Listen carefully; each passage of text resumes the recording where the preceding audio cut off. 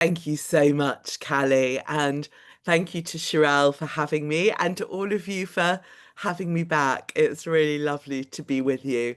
And as Callie said, to have maybe a moment of escape at this time because we're being bombarded. Sherelle is literally being bombarded, but I know we're all being bombarded by what's happening in the news.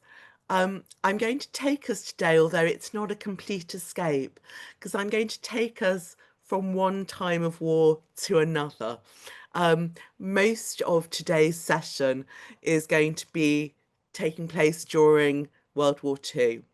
And it's about an artist. Well, the session is described as about Claude Cahun, but it's really about two artists, Claude Cahun and her partner Marcel Moore, who were not just artists. I think there's never such thing as just an artist, but they were also massive resistance workers and resistance workers in a really creative, unusual way that I haven't seen happen really anywhere else during the Second World War.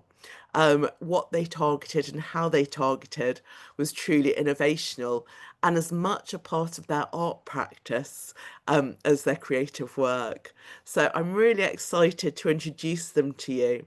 I know some people are familiar with them, maybe people particularly who are interested in the feminist art world, but over the next few years, I think their reputation is going to grow for many reasons. I mean, just like last night, I was at the opening of a play in London about them, about Claude Cahun.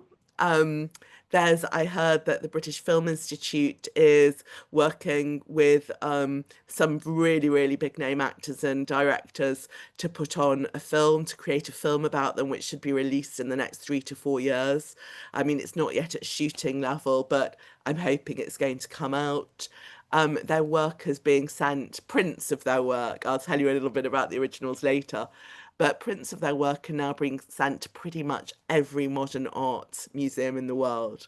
So you're in the early stages, but I have a feeling in a few years' time, Claude Cahun in particular is going to be a household name. So on that note, I, as always, have plenty of material. So I'm going to go straight into my presentation. And I want to just tell you about how I got into teaching and writing about Claude Cahun. So I've known her work for a while. I first heard about it in 2007, and I will show you a bit later on the exhibition that alerted me. And of course, I picked up immediately on that surname Cahun, Cohen, and started investigating her Jewish identity. There were various exhibitions in London in the between about 2014 to 2019 on feminist art, which picked up two or three of the images. And then came 2024. So as Callie mentioned, I'm the director and the publisher of this magazine, Jewish Renaissance. I might give you a link to this issue because I know Shiran and Ari always send out links after the session. I might give you guys I'll give her a link to this issue to send out to you so that you can see what we do. Because in 2024, I was looking ahead at what we would cover. And in every issue, we go quarterly, we look at a different Jewish community from around the world. And I just had heard a news story in July 2024, which made me think about our issue for spring 2025. And that was about the Stolpersteiner. You may know them. There are two bronze ones on the cover here. In fact, they're the ones for Claude and her partner.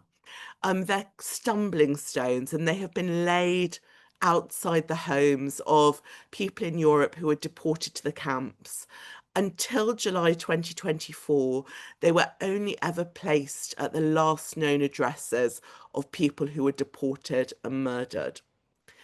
In 2024, the person who'd created this project, Gunter Demsig, decided he wanted to work on his last ever Stolpersteiner laying before passing the project on to his assistant and others.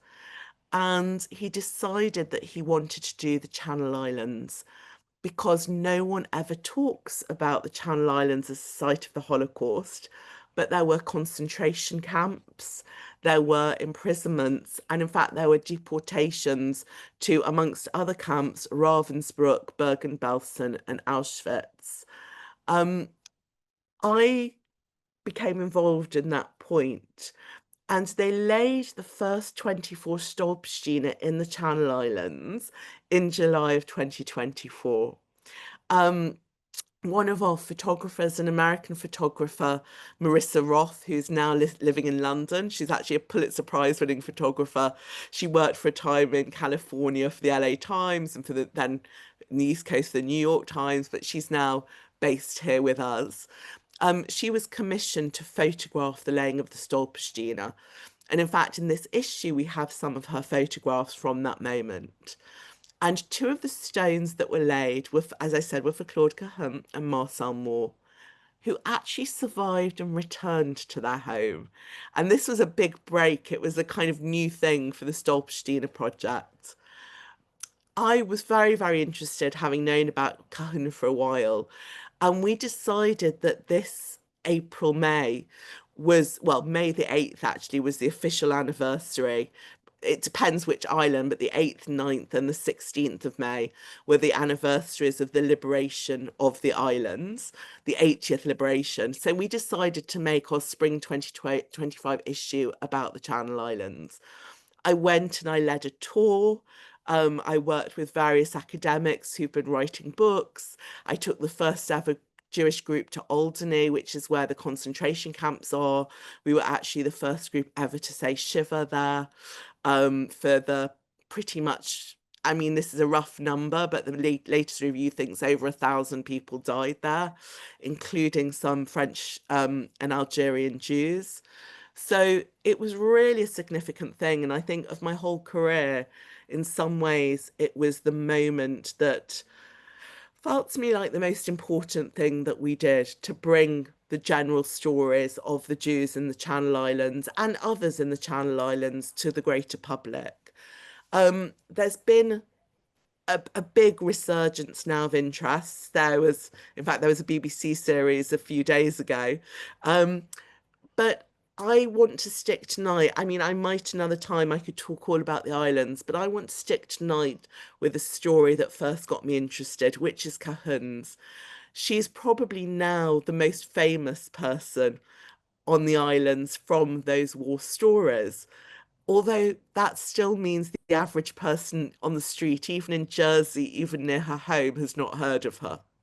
So it's complicated amongst feminist circles, amongst art circles, amongst Jewish circles. She's now becoming very well known. Where she actually lived, there's still a huge amount of work to do. But anyway, I'm going to start with some of the images, including the one that is on the front of our magazine, which is this one in a harlequin shirt. And it's a really interesting picture. I'm going to show you another version of it later on, because I think you can see here how conscious and performative Cahun is. It's very carefully posed. You know, the dimensions of it are weighed up. It's beautifully shot. I mean, I don't have a very good print here because I had to take a digital print. The actual photograph is tiny. So the fact that even we can blow it up to this clarity tells us about the kind of huge accomplishment of the work. It's one of a series that were taken in Paris in the 1920s to early 1930s. And they have now become quite iconic. There's actually a much larger body of work, but I'm going to show you a few of the really iconic ones, and this probably is the most famous. This one is another one from that series. You can see she's constantly playing with gender. Here she's shaved her head.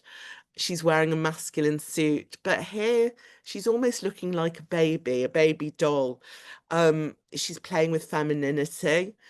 She's playing with what the expectations were of women at the time. This is another one. It's from a series she did about Japanese images. She's thinking of the geisha. She's thinking of the Orientalism that was being embraced by Jewish collectors in Paris. But of course, thinking of female identity. And one of the interesting things is you can see on her cloak, she's stitched lots of masks.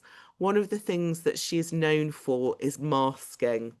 And actually, there's an artist, Gillian Waring, I might tell you about later, one of the feminist artists who brought her to attention, who did a series where she posed herself as Cahun in setups very like Cahun's photos, with and without masks. So sometimes she was wearing a mask of Cahun's face, sometimes she removed it and had her own Gillian Waring's face. So the mask is significant, and this is a woman who wore many masks. And here we have one of the montages.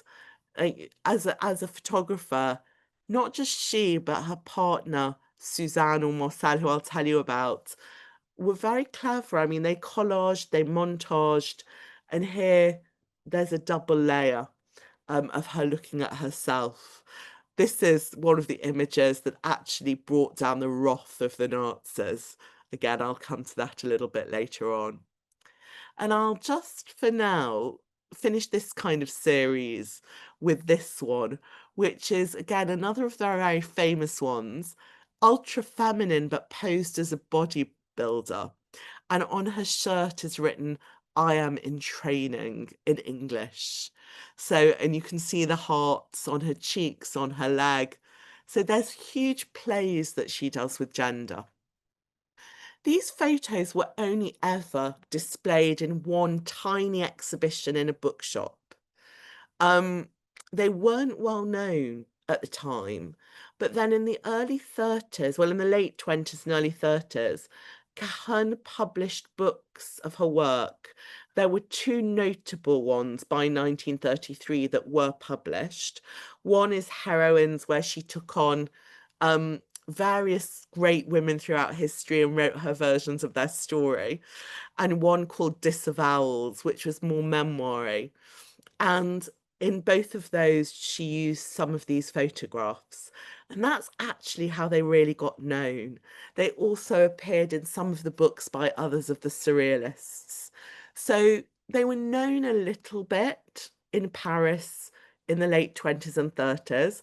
They were certainly part of the avant-garde circles, but there is no way there was ever any expectation that these photos would have the huge showcase that they now have today at museums across the world. The first person to curate a modern exhibition of her work after it was discovered said this. This was 2007. You could call her transgressive, or you could call her a cross-dressing Man Ray, very famous photographer who was friends with Picasso, with surrealist tendencies. I find this work really quite mad in the nicest way. Outside of France and now the UK, she's not had the kind of recognition that as a founding follower, friend and worker of the original surrealist movement, she surely deserves. So the person who said this, the person who wrote this, who curated the exhibition of her work in New York that absolutely blasted kind of her reputation to acclaim, was this man, David Bowie, who many of you might know. And in fact, one of the things Bowie did was stage photographs of himself playing with performance and playing with gender. He did that because of his obsession with Cahun. So there's really interesting pedigree and background here. And as I say, kind of an interest in what identity means. That question about identity was something that has been grabbed now, particularly by the queer movement, because there is this line in that book, Disavowals, which had a small publication in 1928 and was reprinted in 1930. And this has become the line that everyone quotes about her. It's complicated. I'll explain why a bit later on. But in that book, she wrote, masculine, feminine, it depends on the situation. Neuter is the only gender that also always suits me. So that line has been grabbed, and she's now very much a queer heroine. The reason that I'm saying it's complicated is because French is a gendered language. For all that this book is playing with gender, and she was playing with this gender in 28 and 1930, whenever she wrote about herself or whenever her partner wrote about her, whenever they wrote about each other, they used the pronoun elle, which means she. So on the one hand, absolutely, she kind of claimed this kind of interesting response to masculinity, femininity, and being neuter. But on the other hand, she actually had a very strong identity as a woman and as a lesbian, which I will get to. So it's complicated and it's really interesting. And everyone who studies her grabs onto a different point of her identity and champions that part of the story. What I want to try to do today is give you actually the full complexity. So I'm going to start with how she is discovered and how all these photographs are discovered. And it's by this man, Francois Le Perlier, in 1972. I'm just going to show you a minute of him talking about the video that leads to him publishing the first biography of her in France that makes her reputation there.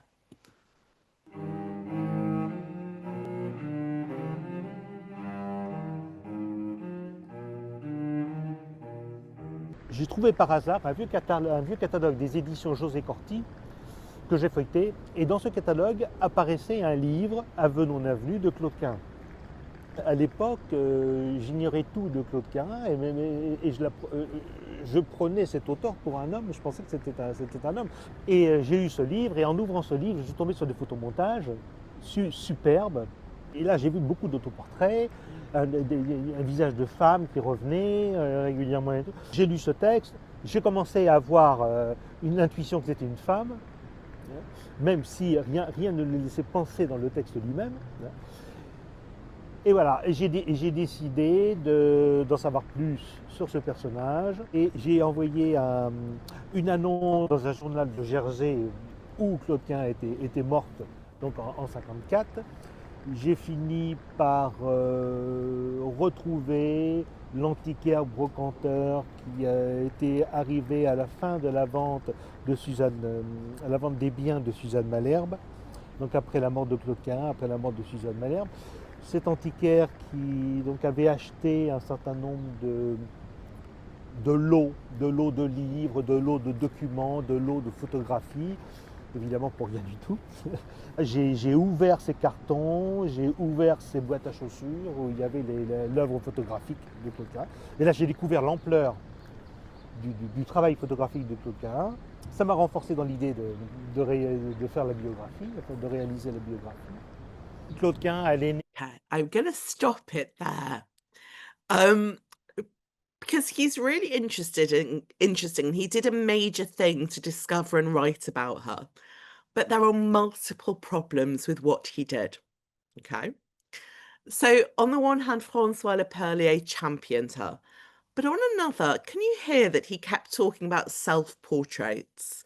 And he used the phrase in French, auto-portrait, bit like a selfie. They didn't have the ability technically to do selfies then. He also refers to a woman called Suzanne, that he got hold of the work because an antique dealer, after Suzanne Malherbe died, had purchased from an auction 3 tea chests full of her belongings, which had all these Cahun photographs in.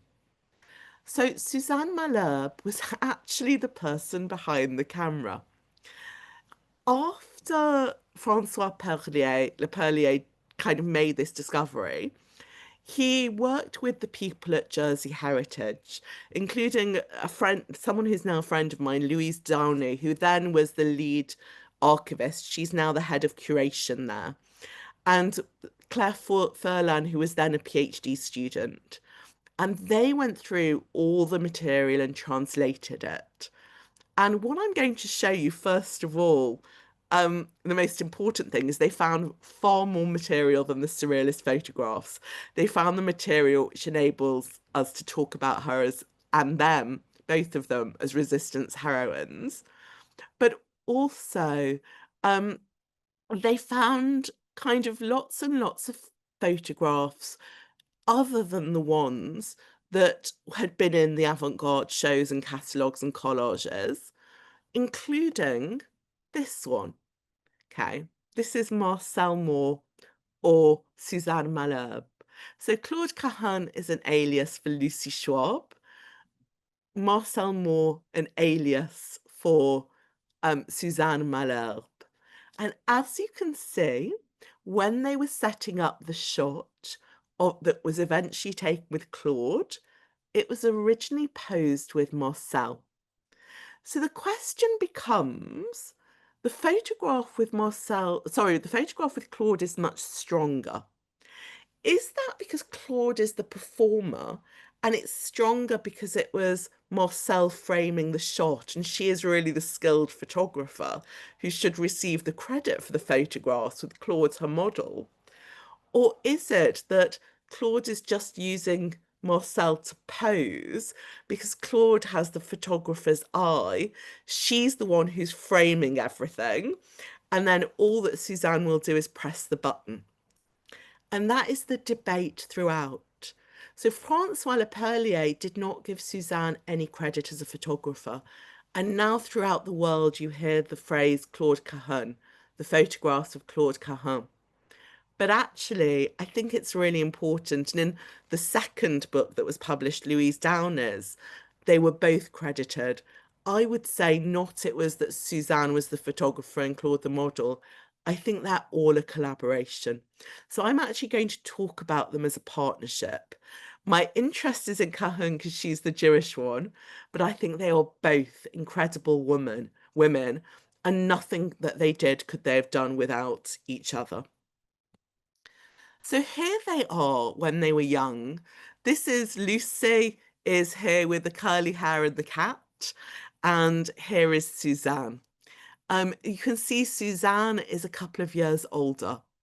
So Lucy had a pretty terrible childhood, which I'll tell you about in a minute. And her father knew Suzanne's mother. They were in the same social circles. Um, there might have been an affair going on, but at that point they were both married to other people. But her father, Lucy's father, Maurice, spoke to Suzanne's mother and said, "My daughter needs a friend. Will your daughter look after her?" And Suzanne was very sweet and said, "Sure, I'll meet her." But actually what happened was they immediately clicked. They became friends, they became collaborators, and they became lovers. What then happened a bit later on is that when Suzanne's father died, Lucy's father divorced his wife and they married, so they also became stepsisters. So they were all these things. They were collaborators, they were creatives, they were friends, they were lovers, and they became sisters, which was a useful thing a bit later for them in their lives. France has got it right. France now credits both of them. And you can see that this is the Allée Claude Cahun Marcel Moore that was created in the 6th arrondissement. And on the plaque, it says that they were a couple of artists and resistance fighters. And I love that because I think they should be credited as both. So let's go back and let's look at their lives. And let's particularly look at Claude or Lucy's life. So Lucy was named at birth Lucy Renée Mathilde Schwab, and she was born into a provincial but a prominent intellectual Jewish family in Nantes. She was the daughter of Maurice Schwab, who is really the kind of major influence of her life. His father Georges had come from Alsace, and was a newspaper proprietor. Georges had bought, when they'd moved to Nantes, the family had moved to Nantes, Georges Schwab had bought this journal, Le Phare de la Loire, which was the biggest provincial newspaper, really, the biggest newspaper outside Paris. He became the publisher and proprietor, and then he passed that on to one of his sons, Maurice, who was Lucy's father. They were very intellectual. The grandfather Georges and actually his wife Mathilde Cahun, had been religious, but they became more secular when they were in Nantes. So they had been originally quite a religious family. They became more secular, but they were very, very strongly Jewish identified.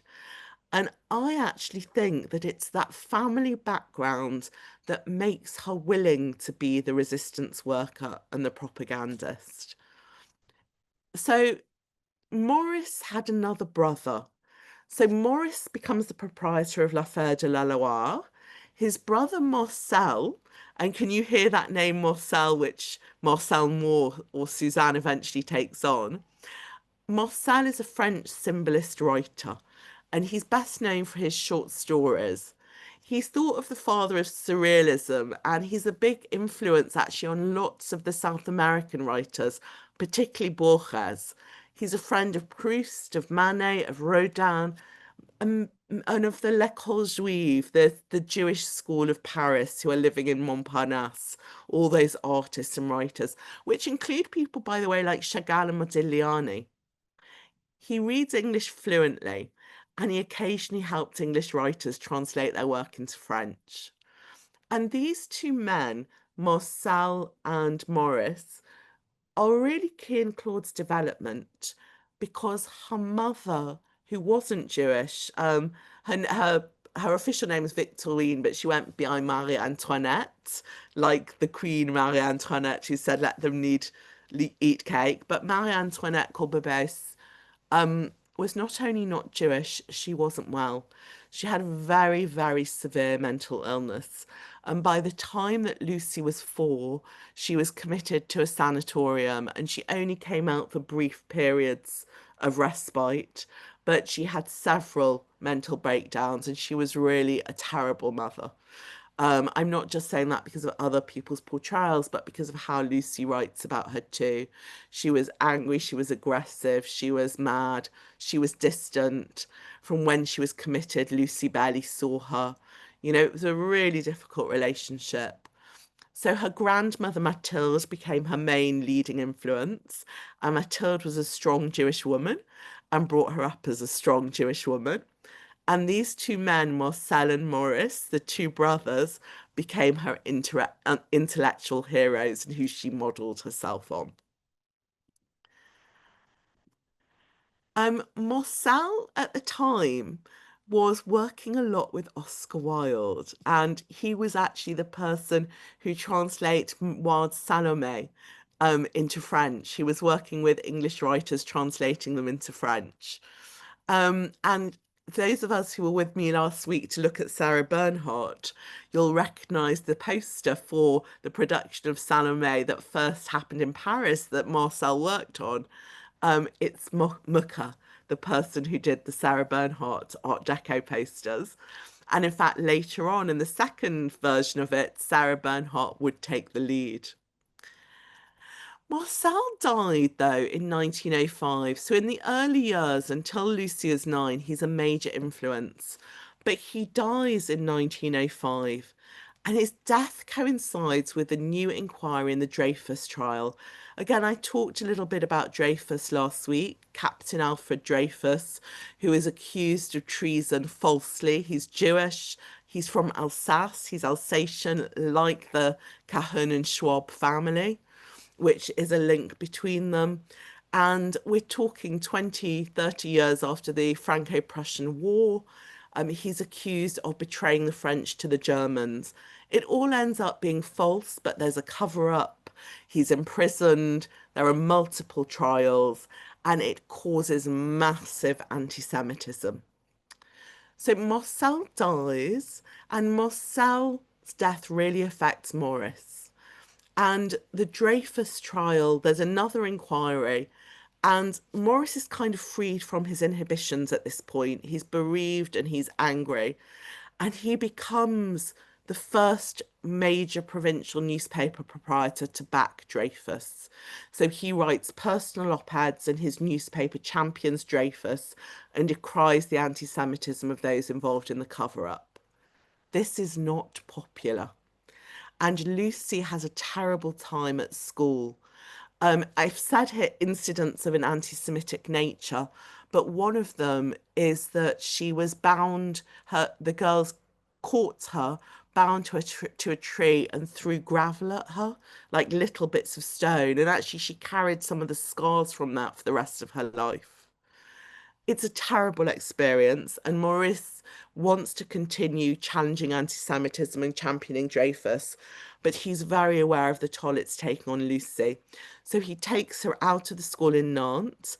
She has good English because Marcel has taught her English, and he sends her to an English boarding school in Surrey, Parsons Mead.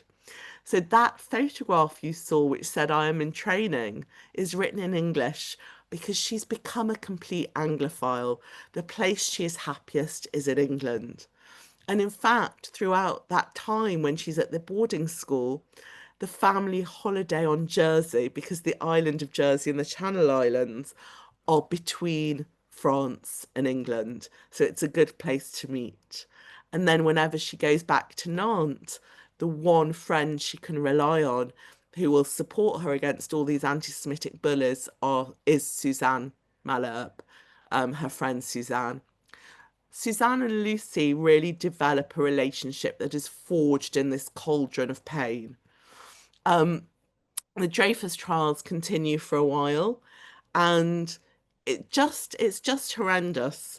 And Suzanne is very upset because Lucy takes it to heart. And each time there is another incident publicly around Dreyfus, whether it's Zola defending him or dying, or there's a big riot, even when he's eventually released and taken, freed from Devil's Island where he's being held, each of these newspaper stories create another wave of pain for Lucy when she's at home in Nantes. And Suzanne hates this. And at one point, Lucy is suicidal. She tries to kill herself by taking ether. And chloroform. She survives. But from that point on, Suzanne becomes her protector. And I just last week I gave you this kind of cartoon of how divisive the Dreyfus trial is, how it busts open families. And it very much severed the Schwab Cahun family from Marie Antoinette Courbebass's non-Jewish family, who were very anti-Semitic. So actually, it really reinforced Lucy's identity as a Jew. As I say, um, she had been very close to Morris, and in 1911 there is a production of Salome, which Sarah Bernhardt is in. Um, Lucy and Suzanne moved to Paris. They go to study at the Sorbonne, and they are in and out of the dressing rooms. They know Sarah Bernhardt. They know her well. Sarah Bernhardt has also championed Dreyfus, and she is very supportive of them and of Lucy's Jewish identity. And she is also someone who plays herself with performativity. I talked last week about her wearing trousers, her trouser rolls, her playing men. She's clearly a big influence on Cahun. Cahun looks, well, she's not Cahun at this point, she's still Lucy, but Lucy looks for other supporters and friends. They're using by this point the cover of being stepsisters, so they tell everyone they're sisters, but it allows them to move to Paris and share rooms together, Lucy and Suzanne. And they look for places they can actually be comfortable coming out as a couple. They actually try and get an introduction to Gertrude Stein and Alice B. Toklas. They think Stein is another Jewish woman and here's another lesbian couple, they support them. But actually, Gertrude Stein is absolutely vile to them. I don't think she wants any young pretenders intruding on her fame. So actually, they end up being introduced through Bernhardt and through the circles around her to the surrealists. And that's where they'll find their home. really amongst men. So they've got Sarah Bernhardt's trouser rolls. They've got the surrealist men who are surrounding them. They've got Marcel and Morris, who are huge influences. And here Lucy decides this is the first photograph she takes. We think this is actually this really is an auto portrait photograph she is taking of herself, though possibly Suzanne is over her. But Lucy decides that she's going to lose that feminine identity. This is her unhappiness, her unhappiest. She's going to start playing with male identities. And initially, she models herself on this man. That whole Salome world means she's met Oscar Wilde, and this is Lord Alfred Douglas or Bosie. So she decides that she is the younger lover to an older woman. She is gay, she is alternative. She decides to call herself after Douglas, and she loves alliteration. So she actually calls herself Daniel Douglas. But then she really dislikes his betrayal as she sees it of Wilde and how much he hurts Wilde with the trials and Wilde ending up in Reading jail. So she decides that she is as dangerous to Wilde. She is as dangerous to Suzanne as Douglas was to Wilde. So she even poses them together in a similar photograph to them. She is worried about that. She really switches to the sister cover and she decides, no, that isn't the name. I'm going to use a male name for my public publications and identity and photographs, but actually we're going to stick to being sisters within our private world. The male name she ends up taking when she rejects Douglas is actually her great uncle's, is Mathilde's brother, David Cahun. And she takes his name because she loves his political stances. So David Léon Cahun had been meant to be a soldier, but instead he wants to become a scholar and he travels and he goes all over the world. He becomes a travel writer. When he had come back to France in 1966, he'd become a political writer on the staff of La Liberté. And he actually initially was a socialist, and that's a socialist paper. But when that paper seemed to then take on views which were the precursors to fascism, he left it and joined the staff of La Réforme. So he was a real influence on her too, and she decided to take her surname, and she decided to take his surname Cahun, but also because even though she wants to kind of play with her feminine identity and take on a masculine identity, not least because it was easier under a masculine alias to get her writing published, she wants to keep it known that she's Jewish. These are the men who Claude Cahun and, in fact, for a brief time, Suzanne, although it's only for a year or two, Suzanne takes Marcel Moore after Marcel Schwab to be her partner. These are the men they hang out with. Henri Michaud, André Breton, another one they're very close to is Georges Bataille. They're really the movers and shakers of the surrealist movement, but they're not Jewish. And 1933, Hitler comes to power. Claude is absolutely attenuated to it. All this experience of anti-Semitism means that she is terrified. And also, some of her books are the first books to be burned. In 1933, in Germany, there is a book burning at the Institute of Sexual Research in Berlin. And two of Claude's books are burned in that book burning. And she is horrified. And she remembers David Léon Cahun's anti-fascist stances. But the surrealists don't get it. It takes them much longer. They're straight, they're not Jewish, and some of them actually say quite anti-Semitic things. So in 1937, she and Suzanne, and I'm going to change back to their names of Lucy and Suzanne, because really what happens in 1937 is they leave Paris and they leave behind those identities and they become the sisters Lucy and Suzanne, and they move to Jersey. They see that France is on the verge of occupation. They see that France has huge rising Nazism and fascism.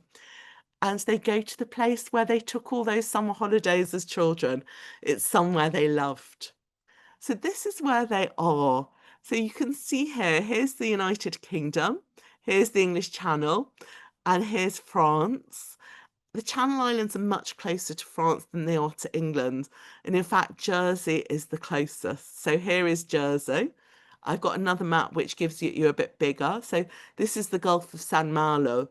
And actually, this is where, when the Jews are deported and other people are deported from the Channel Islands, they'll be taken to San Malo before taken on to the camps. St Helier here is the main, it's the capital of Jersey, but they actually holidayed in St Brelard's Bay, which is the bay just here. And you'll see it's not far from the airport, which will become a problem later on, because that airport is where the Germans land when they occupy the Channel Islands.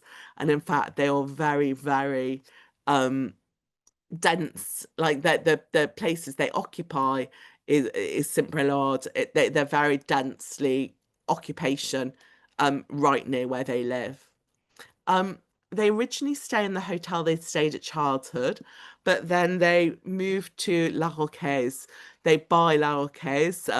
Claude, or Lucy by this point, has an inheritance. Her mother has died. She inherits quite a lot of money. And they buy this house called La Roquaise. This is the entrance to it. During the German occupation, it's actually partitioned. They live in one half and Nazi soldiers live in another half. So it's quite problematic, but it's in the most beautiful place. I've been there and it's just gorgeous. And here is a photograph of Lucy in the late 30s under the arch entry to her home. This is how that arch looks now. The half that they lived in was renamed the Anchorage. And this is the gate. And you can see the Stolpersteine in front of them. And this is the hotel nearby. This is the bay in front of their home, and the hotel by the bay, St Brelard's, where they stayed. And this becomes the headquarters of where the Nazi officers will stay. This is their back garden. I've actually stood in this place and they're overlooking the bay. The hotel is just off to the side behind Lucy, who's over here. So it's the most idyllic place. Here she is sunbathing. Here they are with the cat. They bring their cat over illegally, hidden in a Hermes handbag, smuggled, and they take their cat for walks. In fact, the things that stand out to the locals are not that they're Jewish or gay, but that they take their cat on walks for on a lead in the bay and in the local cemetery. So here we have the Channel Islands in 1940. It's beautiful, it's calm. And then on the 4th, between the 4th and the 20th June, things change. So it's under British rule. It's a crown dependency. It's a very complicated story, but it's a crown dependency of Britain. And in 1940, Churchill is interning enemy aliens. He's worried that foreigners might be spies. And this is a huge story in England, and it's another story I've explored on the Isle of Man. I mean, people don't know that there were camps in Britain where Jewish refugees were taken. And in fact, on the Channel Islands, there begins that detainment. The German, Austrian, and Italian and German and Austrian women are detained, but they are French, so for now they are safe. They are detained, they, however, are known as enemy aliens by the British. And it means that when the British start evacuating people from the islands, they are worried about German occupation of the islands. They start evacuating the citizens. They only evacuate British citizens and people who are born on the Channel Islands. They do not evacuate anyone who was foreign born. So Lucy and Suzanne have no hope of evacuation, even had they chosen to go. In late June, the British withdrawal, they just decide to give the islands up and they demilitarize them. And Churchill makes the decision it's too hard to defend them. He's going to let the Germans take them. And you can see the 1st of July 1940, the Germans occupy Jersey. To me, this is the most disquieting photograph for those people who have been to the UK. Boots the Chemist, it's a very famous British brand. And here are Nazi soldiers walking past Boots the chemist. Here is another thing that throws me. Here's a very British taxi and British policeman, British bobbies, opening the door for the first German commandant of Guernsey and Jersey outside his headquarters. So it is British soil, it's British territory, it's where they thought they would be safe, and it's in the midst of a Nazi occupation. All those who are not Channel Island born, all those aliens who've been identified by the British, are ordered to report to the authorities. Everyone in the Channel Islands has to register under German occupation. This is actually my photograph. If you go to the Jersey war tunnels now, you can see replicas of the registration cards. And I actually, because they knew that I did the work on Lucy and Suzanne, I actually was given replicas of their cards and I took a photograph of them. So these are the registration cards in very ironic, 27th of June 1941 was when they were officially registered. It was quite late on, but this was just before their registration cards were, well, Claude's, Lucy's was marked with a J for Jewish. And of course, we now know the 27th of January is Holocaust Memorial Day. It's the anniversary of the liberation of Auschwitz. But anyway, up from 40 to 41, the occupation wasn't too bad. But in June 1941, there's the German occupation of Russia.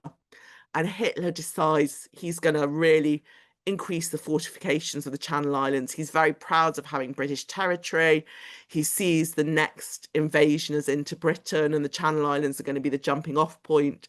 So they bring under Operation Todd thousands and thousands of Ukrainian, Russian, Poles, and Jews who've been imprisoned in the Russian territories to serve as slave labourers on the Channel Islands.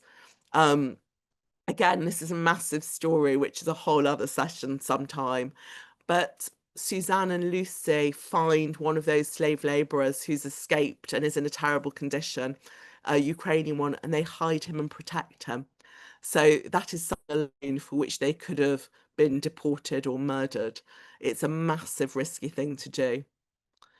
I'm showing the picture. This is an earlier photo of the cupboard in their home with Lucy with Claude hiding in it. I'm showing you this because this is the cupboard in which they hid some really important things, not least of which was a transistor radio.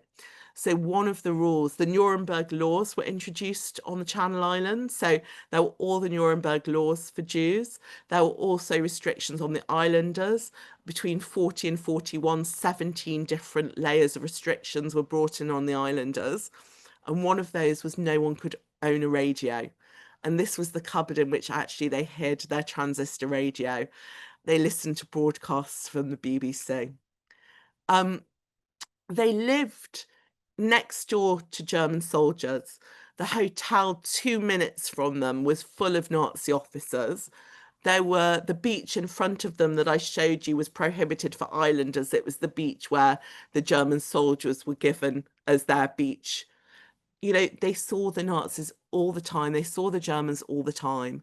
And something they noticed was that the young officers, the low class officers, were getting more and more depressed. They started off thinking this was a cushy number, and then they got really depressed. There was starvation. The British cut off the supply lines of food. There were thousands of slave labourers they were having to patrol and mistreat. Their life was spent building concrete fortifications. So Lucy and Suzanne decided to address those young German private soldiers and get them to be so unhappy they resisted the commands of their Nazi officers. So they created what they called provocations. They decided to plant pamphlets and all sorts of things. This is a version of a song Lorelei by the Jewish poet Heinrich Heine that they all knew, and they rewrote it in a way that their death was brought about by Hitler. You know, they planted these things in people's pockets, in magazines, in newspapers, in cigarette papers. They put a banner up. This is the church behind their home. They put a banner up in the church one morning, so all the German soldiers came to church and found a banner saying Jesus is great, but Hitler is greater, because Jesus died for people, but people died for Hitler. And the whole point of it was to get those soldiers to be so unhappy and realize they were wasting their lives that they would rebel against the officers. Who has the right to sacrifice a people in order to save a government? Here's another one. Thus says the soldier with no name. So they typed these out and they called themselves the soldier with no name to make the Nazi officers thinking that this was a resistance coming within the German forces, coming from within the German forces. They did about 3,000 of them. I mean, it's unbelievable. They didn't have a bicycle, let alone a car, but they got them all over the island. And the Nazis were convinced there was a massive resistance campaign going on. I've got loads of them to show you here. We have about 200 in the archive in Jersey. They also took photos. They kept a camera. The radio was illicit, so was the camera. They decided to photograph things in the hope that when the British came, or they could get them out to the British, they'd be able to give them information. So this is a photograph they took of the headquarters of the secret police on Jersey. You know, it's amazing work. And these are two, by this point, middle-aged women. Lucy is very ill from all those early suicide attempts, means she has heart issues. She's not breathing well. They're hiding a Ukrainian slave. It's massive resistance. Then one day, and I'm just going to finish this off in the next 5 minutes because I want to give you time for questions. But they did this for 3 years. And then one day there is a knock on the door of La Roque's. And this is an excerpt from Lucy's diary. I should have been at least slightly shocked by this intrusion, but I found myself quite unable to show any surprise at all with an event, when faced with an event I'd been expecting almost daily for the last 3 years. So I just said, good evening, and waited for them to state their business. The fat officer and the American gangster type went on staring at me. The third man, the fair-haired one, clicked his heels and bowed stiffly from the waist. German secret police, he said with great politeness. We come to search your house. Come in, I said, and added, gentlemen. These flabbergasted people were doing a routine search, but what they found was a typewriter, a camera, a transistor radio, a gun, and lots of those pamphlets in progress. They found coins with nail varnish on with resistance statements that they'd been slipping into the circulation. They found, as I said, cigarette papers with resistance messages that they'd been kind of sneaking into the German soldiers' cigarette packets. They could not believe it. And actually, they interrogated them for months. This is the general, and I have the book here with me. This is the general who was in charge of the raid of their house.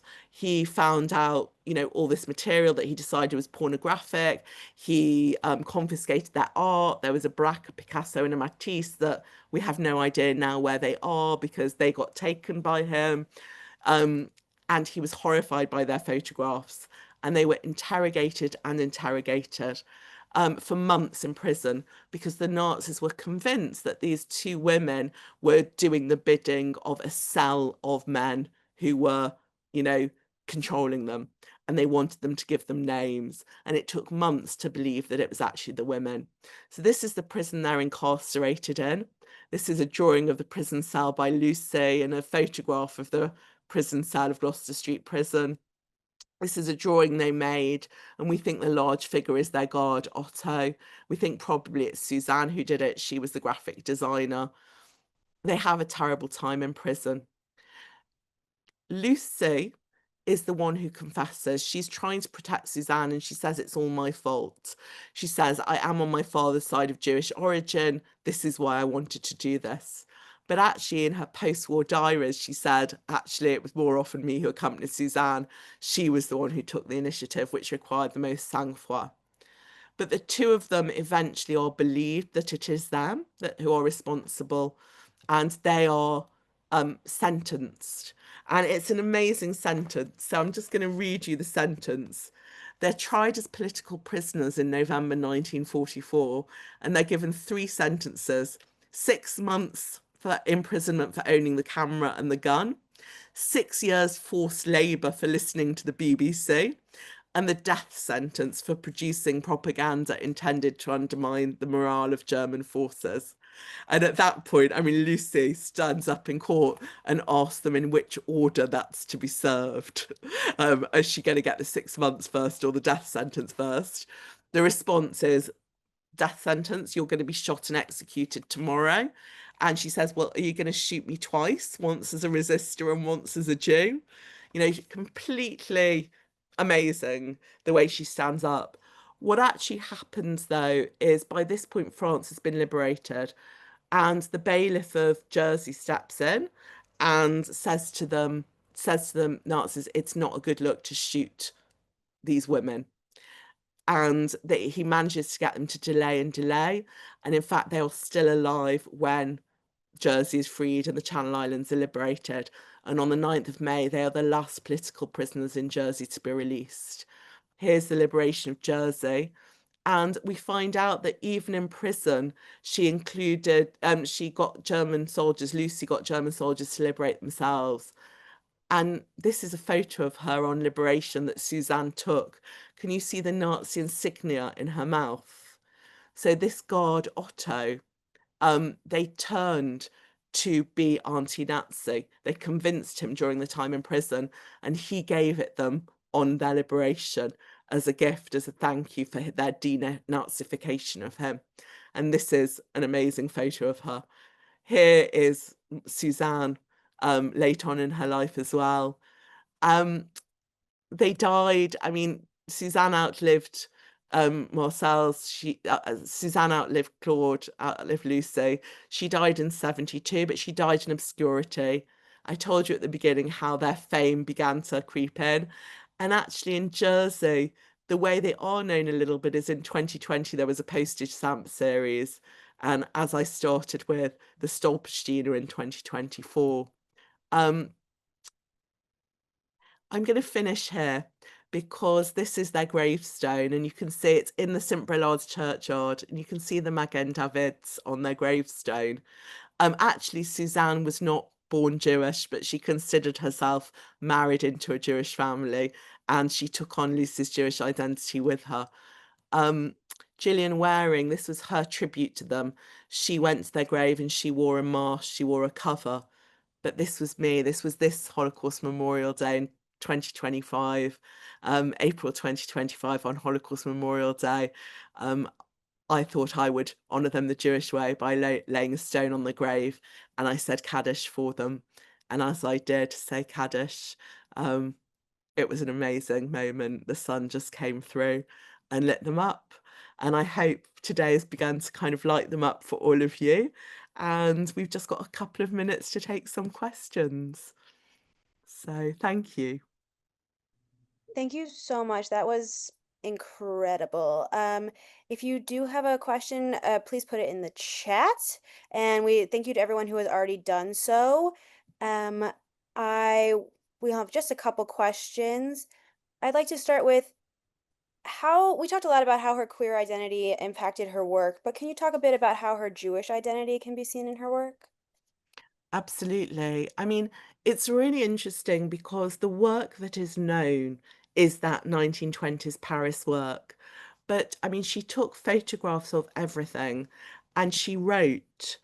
So I mean, I think Suzanne took photographs and Suzanne did the drawings, but Lucy was actually a writer. She'd studied literature and she wrote poems, and she wrote poems about her Jewishness and that whole resistance. That they saw it as creative art, they saw it as their performance art. So that whole series of resistance work came out of her going, I am a Jew. I've watched my father, I've watched my uncle, I've watched Sarah Bernhardt stand up for Dreyfus.